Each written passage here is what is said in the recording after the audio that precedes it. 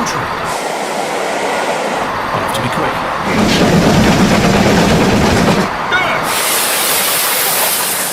Oh, come on. Yes!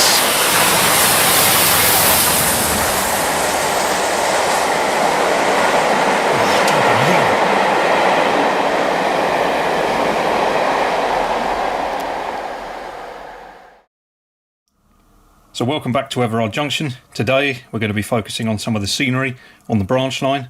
As you can see, I have managed to get quite a bit of work done over the past 10 days.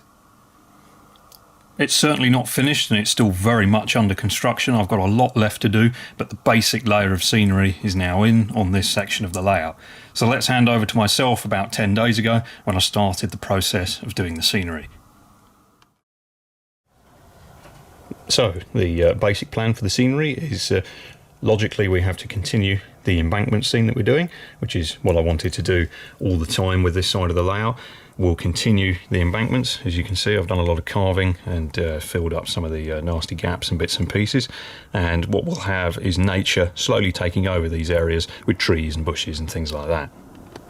I've also carved in a drainage ditch or a brook which runs down here, and we've also got a ditch carved out of here. We'll have a drainage pipe or a culvert or whatever you want in there, a pipe running under this section of track here, and this brook continues off scene, and that is our water drainage for all of the rainwater that would land and fall into this area. Moving from there, what we're going to have here is a nod back to the railway's heyday.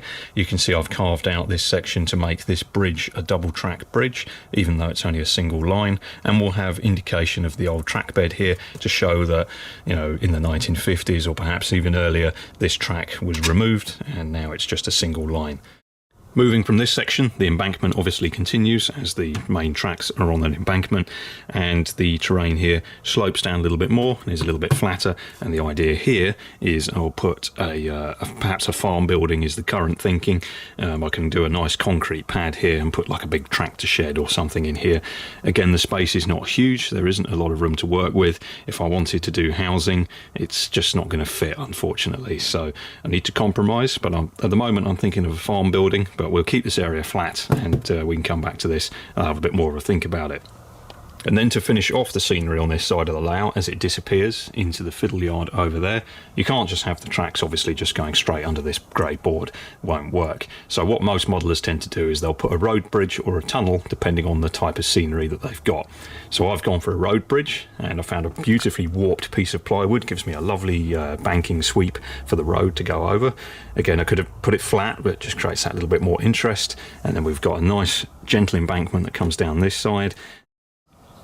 So that's the basic plan. All of the scenery that is going behind the tracks, it will be done at a later date, and that is also planned as well. I know exactly what I want to do with that, and it's been something that I've been planning for the last 6 months. I didn't do any scenery on this side of the layout until I sorted out the branch line that I was not happy with and finalised the plan for the scenery in my head. Let's get started. I'm going to cover all of the scenery that I can with the Woodland Scenics plaster cloth. This is because I've made the foam out of lots of scrap pieces. This will give a little bit of reinforcement, tie everything together, make the scenery just that little bit stronger.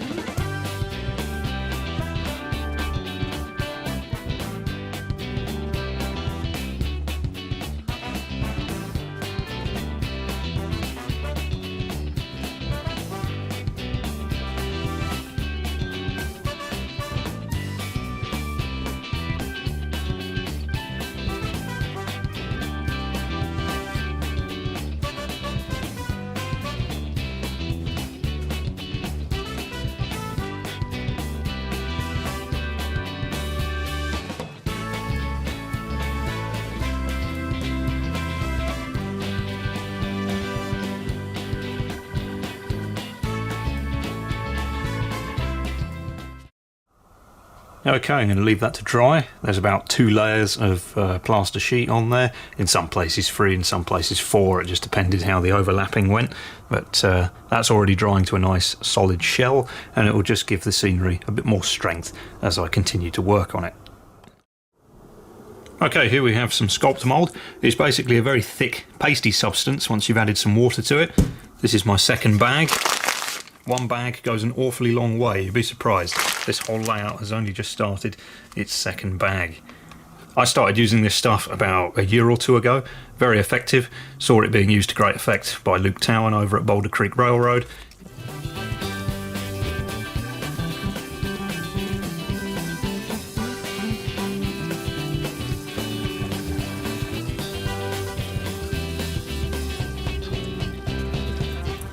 As you can see, it's quite messy, but I tend to find using your hands tends to get the best result.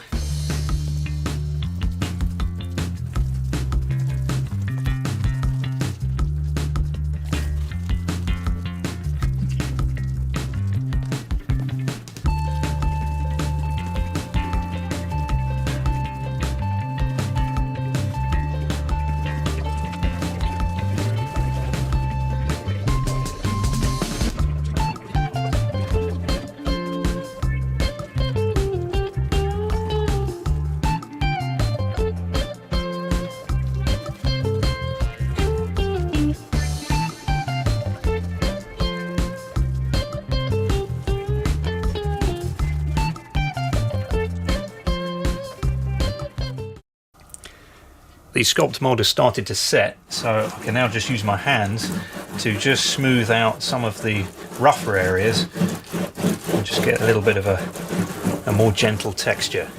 This will take quite a while obviously, but provided the sculpt mould has started to cure, it should cooperate, no trouble at all.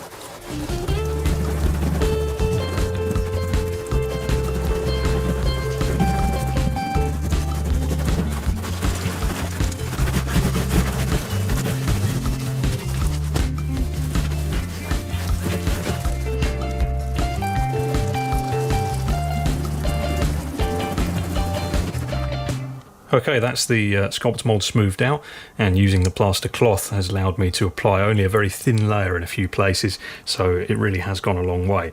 I've managed to do all the way from up there, all the way down here, and all of this section, and I still have about a third of a bag left. I shall now leave this to dry, and then we can come back and start to paint some of the base earth scenery. Most of the sculpt mould has now dried, including the plaster bandage that's underneath it. This stuff takes absolutely ages to dry. Whenever you use it, budget for 3 to 4 days of drying time. This has been left for about 80 hours, and there are a couple of bits that haven't quite completely dried, but it's close enough to move on to the next stage. For that, I shall be using some burnt umber acrylic that I've added a little bit of white to lighten the tones.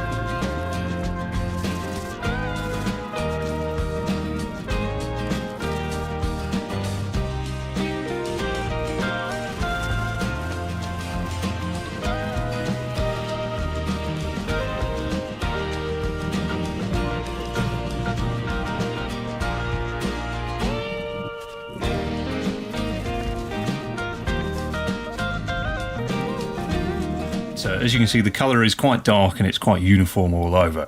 So although I'm happy with the colour, something that's quite handy to come and do is to airbrush some lighter tones in a few places, and also airbrush some darker tones in things like the drainage ditch down here. So I think a bit of Vallejo black brown in the bottom of that drainage ditch will go a long way. Something similar as well over in the main drainage area, and a few lighter tones just to break things up. Then if any of the scenery doesn't cover fully, then we'll get some interesting colours showing through. Now everything's been painted, it's a lot easier to see the lay of the land and see the terrain. When it's all white plaster, it can be a bit difficult to see exactly what's going on.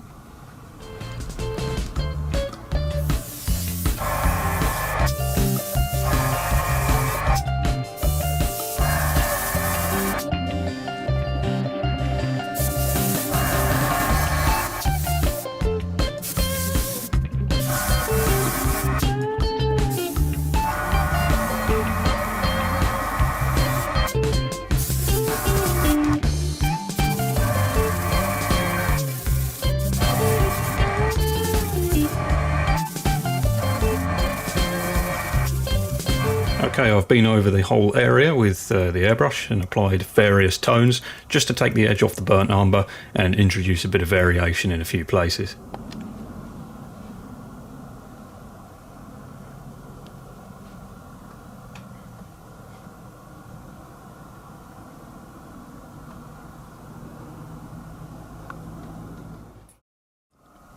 So while I've got the airbrush out, might as well weather the track, and that will save covering any neighbouring static grass and scenery with overspray. So I'll weather the track, and then we'll start doing the scenery, get the ballast down and the grass and stuff, and then we'll do a little bit of light weathering to the ballast. But as I've not got anywhere on the layout where the track is dirtier than the ballast, it'd be interesting to do that effect just here, just create something a bit different.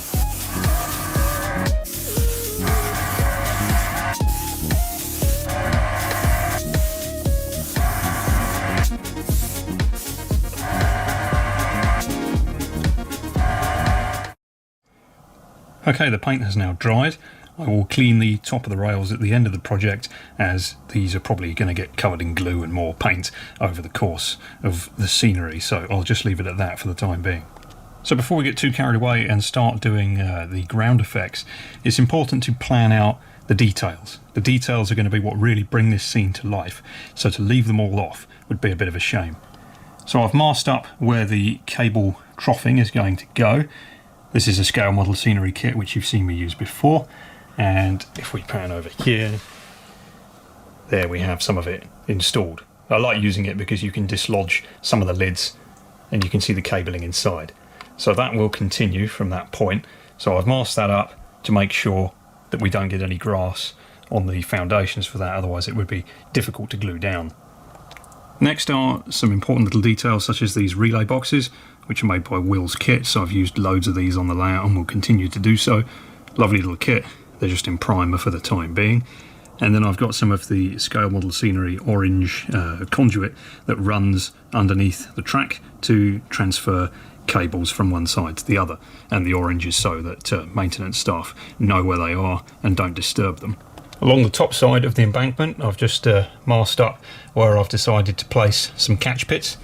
There's one installed. These are again made by Scale Model Scenery, and I've got the older 1980s style bar type catch pit as opposed to the more modern blue ones. I've also glued in a pipe just to facilitate drainage. This is just one of those plastic type pipes that you sometimes see just buried in the earth. Sometimes they have a brick wall around them and it's a bit more of a solid construction, but I've certainly seen plenty of examples where a plastic pipe is just shoved straight through the earth. So that's the sort of things I'm adding on, and I'm just going to make sure I mask up anywhere I plan to do it so that I don't cover everything in static grass and scenery, which then just makes it a bit more difficult to add those details later. You can still add them, it's just a bit easier to plan ahead if you can. For this project I'll be using some of the Gauge Master seafoam trees, which have been used to very good effect in one of Luke Towan's how-to videos concerning trees. I'm in the process of following his tutorial, and I've just finished straightening the trunks so they stand up a little bit straighter than they do straight out of the box. They're certainly not finished, but I will be able to place them and get an idea for where the ground cover needs to be.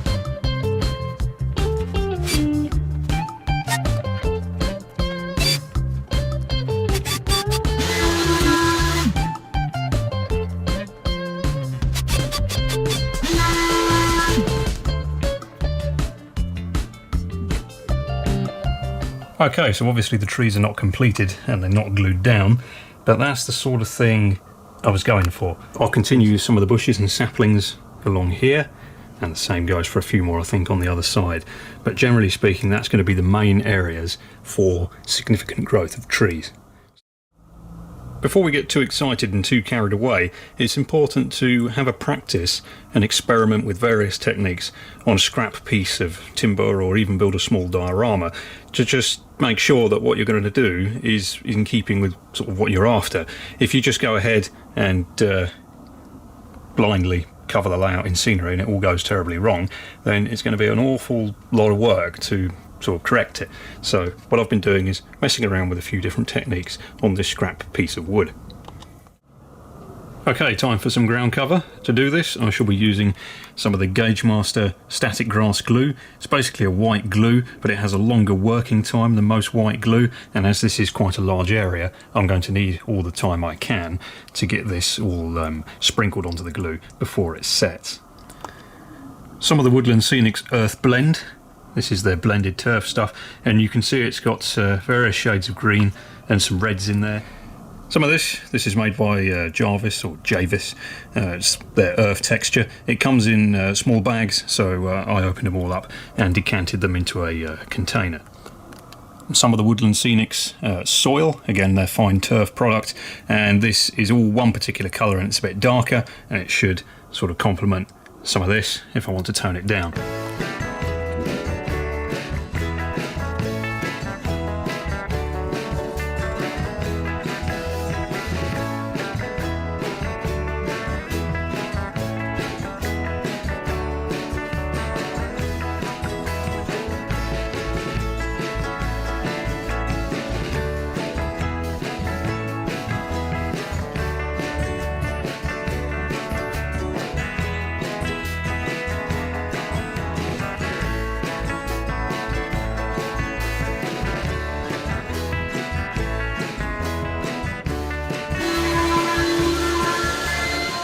So as you saw, I vacuumed off the excess texture and I've just put it in this container for use later.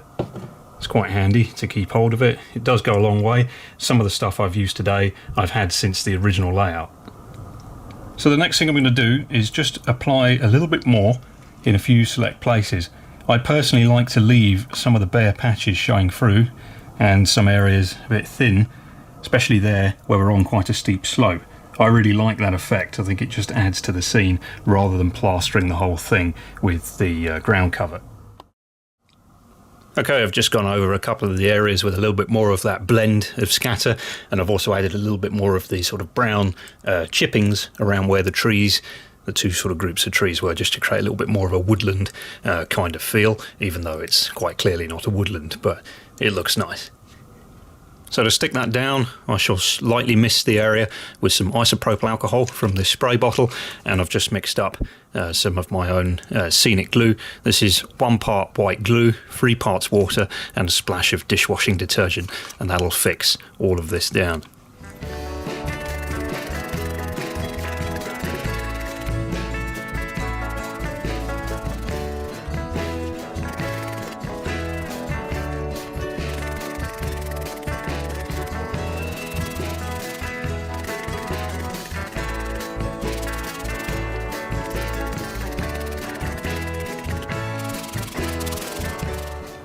I'll leave that to dry for a few hours. In the meantime, I'll do exactly what you've just seen over on the embankment by the bridge, over at the bottom of the layout just there.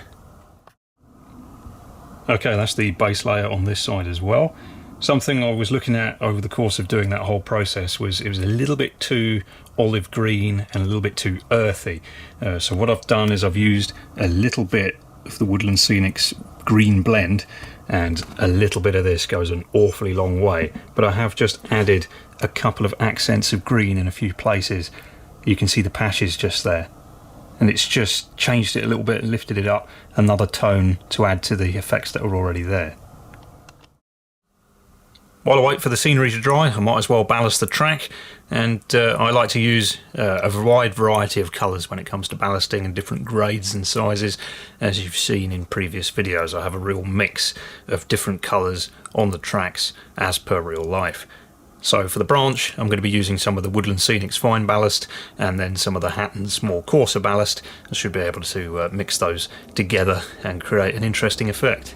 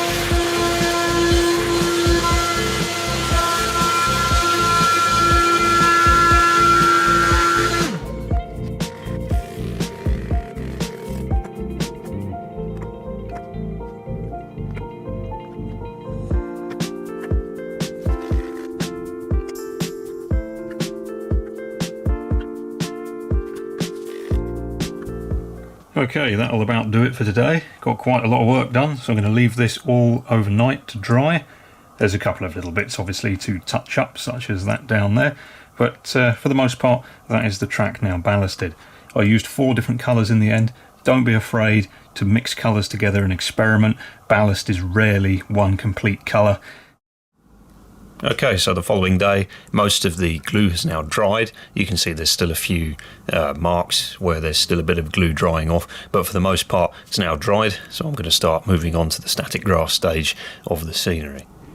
So when I work on the static grass, I like to work on a small area, so we'll probably just do that sort of area to begin with, and then we'll move on to the next bit, and so on. It allows you to focus on the details. If you try and do the whole lot in one go, the glue will dry too quickly and you'll rush things, and it just won't look as good as if you paid a bit more attention to small areas. Static grass I'm using is made by Model Scene. I particularly like the late summer blend. It's got some lovely colours in there, and it's not too green and in your face. This is the main colour I'll use, but I also have other colours available in various lengths.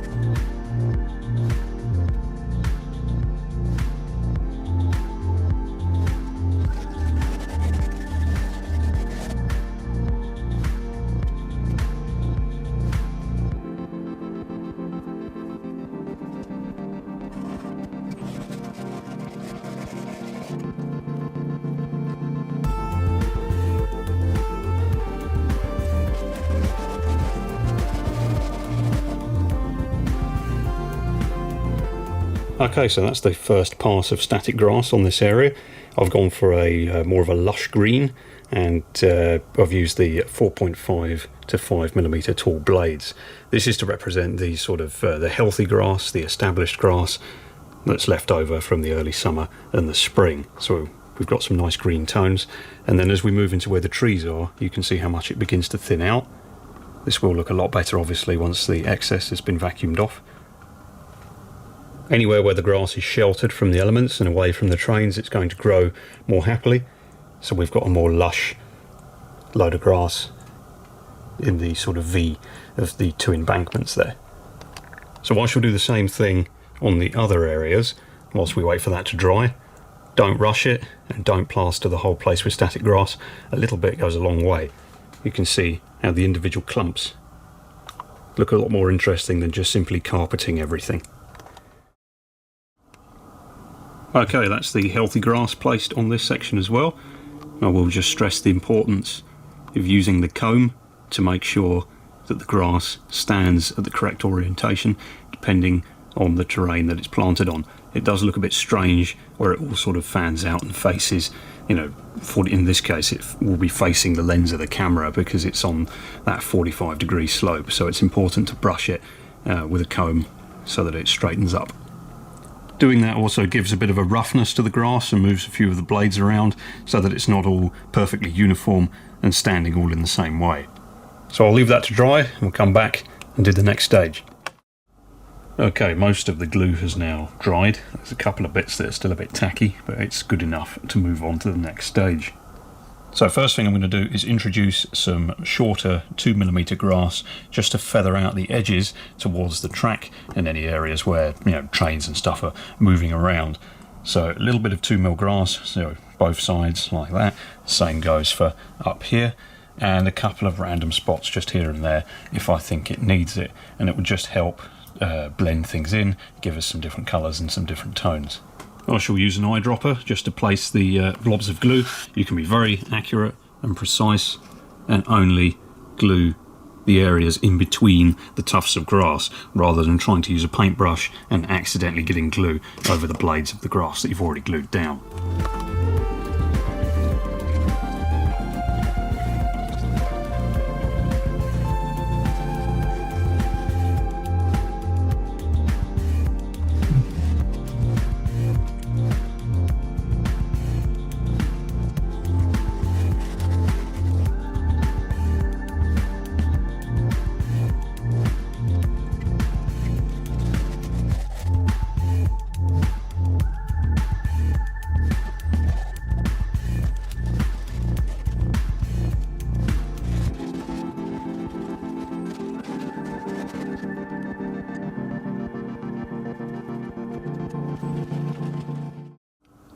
I've removed the excess 2mm grass.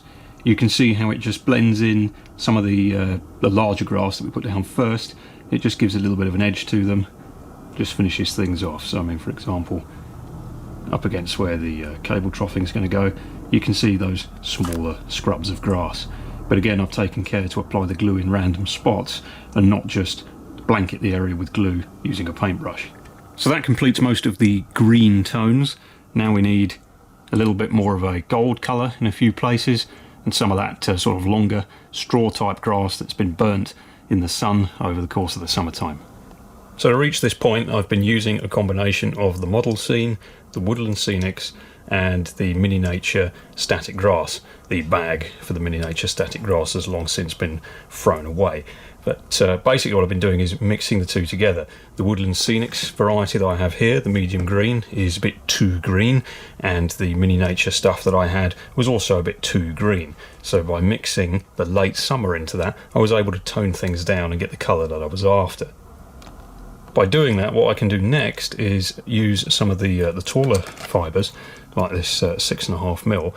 This is late summer, and I can use it at its full strength, just use this on its own. It's got some lovely straw colours in there, and that's what I can use to create some of the more burnt, taller tufts of grass. You can see a few of those over the back there, and some of them in the foreground, mixed in with the greener stuff that I've been using on the main part of the layout.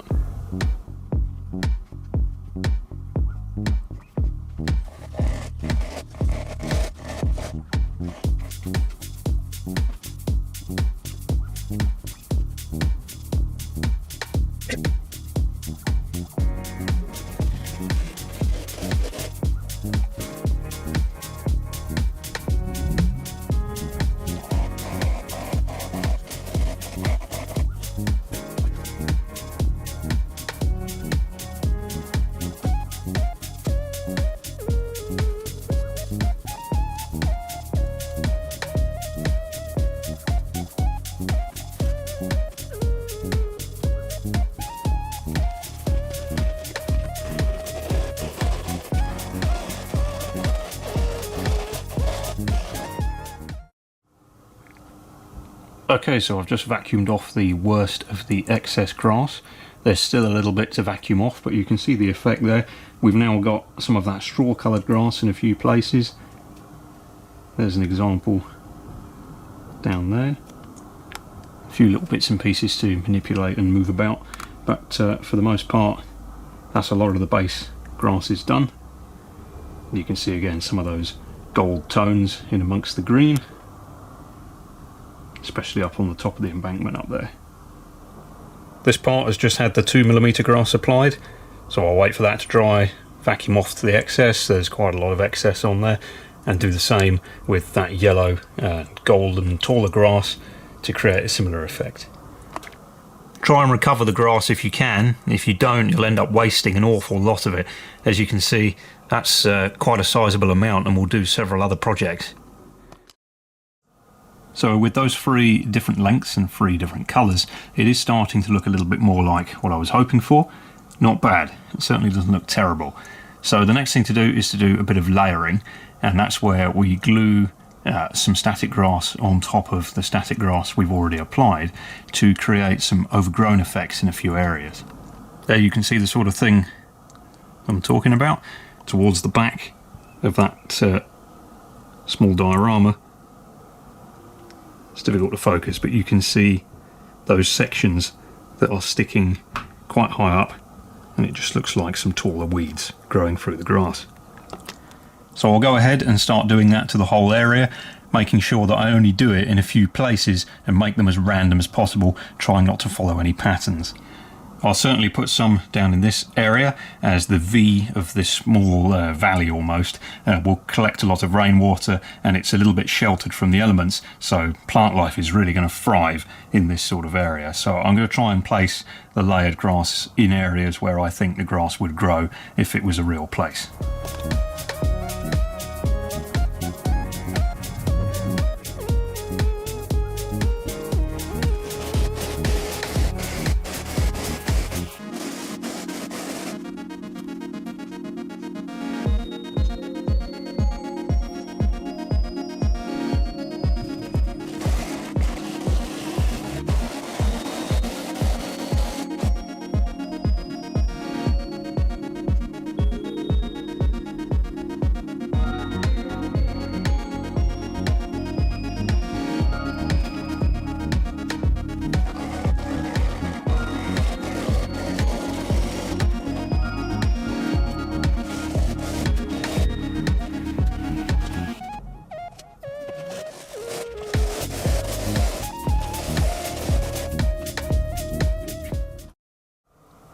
Okay, so that's that part finished. You can see the clumps of grass where they're sort of growing up in some higher spots to sort of give the effect of a few weeds and things like that. Obviously, it's once again covered in excess grass, so once it's dried, I will vacuum off any excess and we can have a proper look at how things have come out. So there we have those taller patches completed, and you can just see how you can pick them out over the height of the existing grass, and then it's all complemented by the 2mm grass that we put down earlier as well. So the next thing to do is to start working on some of the foliage and the trees. So a few bits such as that, and some small flowering plants and some larger tufts of grass I think will certainly help things. Just continues to make it look more varied. To do that, I've been using a raft of Woodland Scenics products. Not a sponsor, but we're using coarse turf, burnt grass, one of my favourites, coarse turf light green, soil coloured fine turf, we've already used that, but it will come in handy again. The earth blend has some nice reds and greens in it that we can use for the small flowering plants. The green blend I might use, it's a very intense green, not sure if it's going to work. Experiment on a small piece before I commit to using it. And then I've also got some of the Jarvis chippings, but I just keep them in the Woodland Scenics container as they typically come in bags, and I just opened all the bags and poured them in here. I've also got some of the Woodland Scenics field grass. I shall probably be using this stuff. This stuff is a little bit too pale for my liking, but we can certainly use that in places like the drainage ditch where you'll get some reeds and tall grasses thriving in the wet conditions. I'm continuing to build up the layers of static grass and add a few subtle effects, taking my time and making sure I sort of bring my eyes down to track level and look across the whole scene. I don't want to overdo things, but there's certainly an awful lot of effects that you can add. So I've added some of the Woodland Scenics field grass into the drainage ditch here, making sure I sort of cover both sides of the bank, and I've also added some greener tones of static grass. You can see some sort of lush green in there, and there's some straw coloured stuff, a real mix of different grasses going on, just to create that sort of wet appearance that you get, at the water's edge where all sorts of plant life springs up. I've also done some more layering of the grass and applied some more of the straw tones just to create some isolated patches of dead grass. I'm still working on the trees, but they're coming along, they're looking okay. So I've just placed them loosely back in those holes that I drilled. They're not finished yet, they still need some of the leaf detail completing, but they're not looking too bad. I'm quite pleased with how those have come out. So I've put the bulk of the trees in the areas that I wanted to, and now we'll focus on some of the shrubs and the ground cover.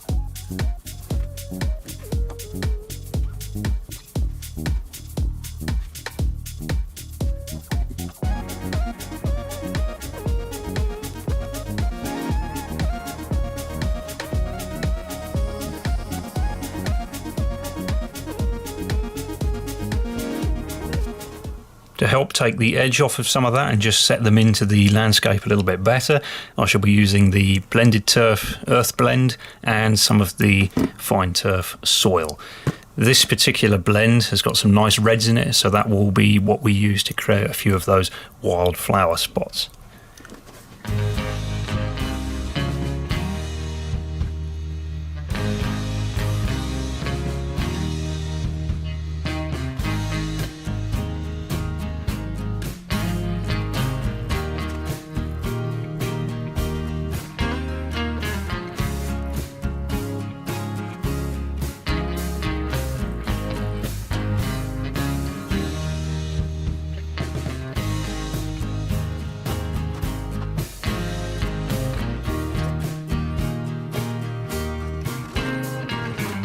Okay, that'll do.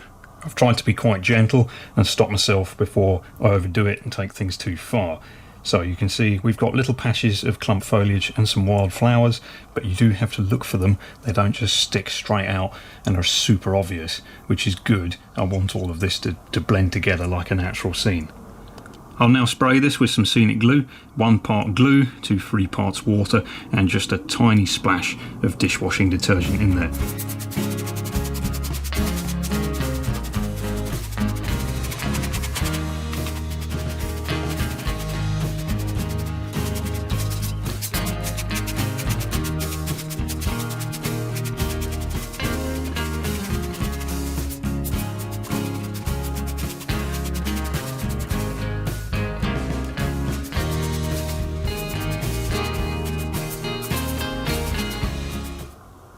I'll leave that to dry, shouldn't take too long. And as you can see, it's only a subtle effect, there isn't too much going on in there. Try to restrain yourself, you can always add more if you want to later. Okay, so while that dries, I've been working on some of these small shrubs and small trees, and these are just using the leftover bits from the Gauge Master seafoam kit that I used to build the bigger trees. So by using some of those smaller pieces, we can join up some of the gaps between some of these established trees and sort of create a bit more of a gentle progression out to the grass. At the moment it's just grass and then suddenly big trees start. So we want some smaller saplings around the edge of the main area of trees. I've deliberately done these in 2 different colours. We have a sort of more established, stronger green, and then more of an olive burnt green, and the 2 should complement each other nicely. I was conscious that we didn't want all of the trees and bushes to be exactly the same colour, so some will have some slightly yellower leaves.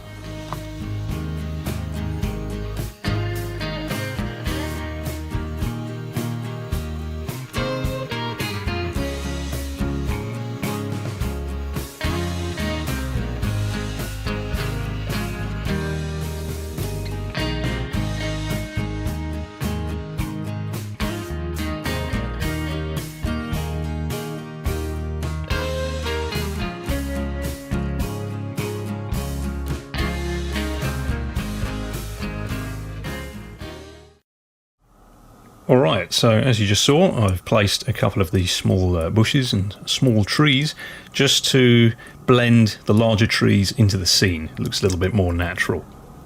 So I'm quite pleased with the progress, and I'd say that's a logical place to stop for this video.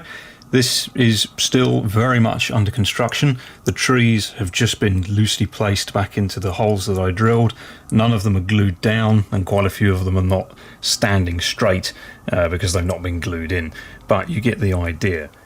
So we'll finish up with a couple of trains running on this section, as we've now got a nice bit of scenery for them to run past. And I'll leave a link in the description and at the end of this video for Luke Towan's video regarding trees. He's done lots of videos regarding trees. I'll leave you a link for the one I followed to do these trees, and I've not finished them yet. I'm still only about 3/4 of the way through, but his method certainly worked out for me. I'm very happy with how they look.